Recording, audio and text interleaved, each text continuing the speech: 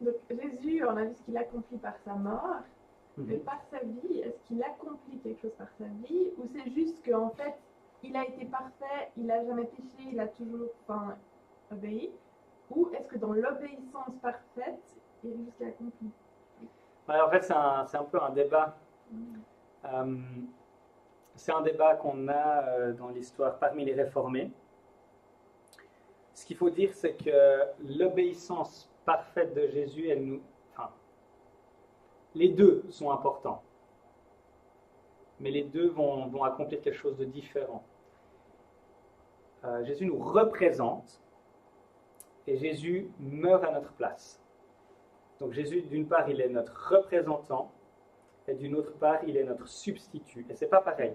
En tant que substitut, il est puni à notre place. En tant que représentant, il fait ce qu'on aurait dû faire et qu'on n'a pas fait. Donc les deux sont importants. Et il nous représente dans la mort et dans la résurrection. On peut dire il se substitue à nous dans la mort, il est puni à notre place et il ressuscite en tant que notre représentant pour nous. Et puis sa vie d'obéissance, on pourrait dire, j'imagine, mais là il faudrait que je creuse exactement, je pense qu'il y a débat, hein, mais moi j'aurais pas de problème à dire qu'en Christ, l'obéissance parfaite que Jésus a démontrée, elle nous est aussi imputée. Et puis quand on est en Christ, Dieu nous voit en Christ, donc aimer, pardonner, accepter. Je ne sais pas si ça répond ou pas trop.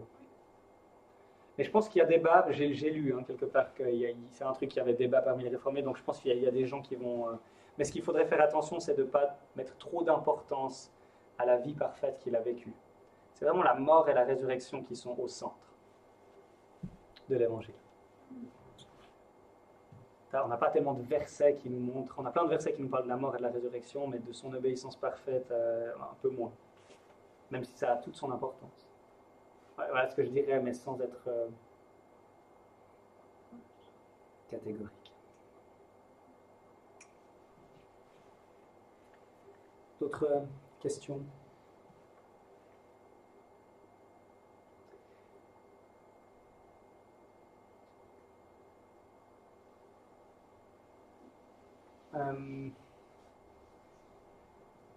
Ok.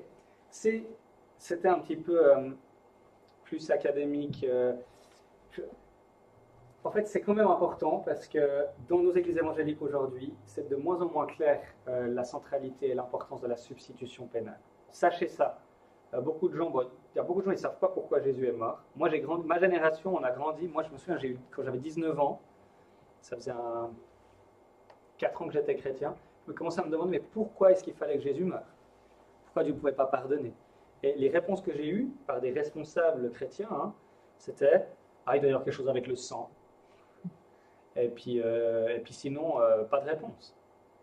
Et normalement, en tant qu'évangélique, on doit être au clair avec ces notions de justice, sainteté, amour de Dieu. On doit être au clair avec le fait qu'il a payé, il a subi notre châtiment, que son sacrifice était pour apaiser la colère de Dieu. On n'avait jamais parlé de la colère de Dieu, on n'avait jamais parlé du juste châtiment de Dieu. Nos églises évangéliques ont tendance à ne parler que de l'amour de Dieu. Mais ce n'est pas l'amour de Dieu qu'un amour qui n'est ni juste ni saint. Et peut-être ça j'aurais dû le dire, mais on pense toujours à Dieu, tous ses attributs. Quand on pense à la sainteté de Dieu, elle est aimante, juste, patiente, douce.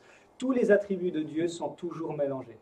On ne pense pas d'un côté Dieu il est amour et puis de l'autre il est saint. Il est saint dans son amour et aimant dans sa sainteté.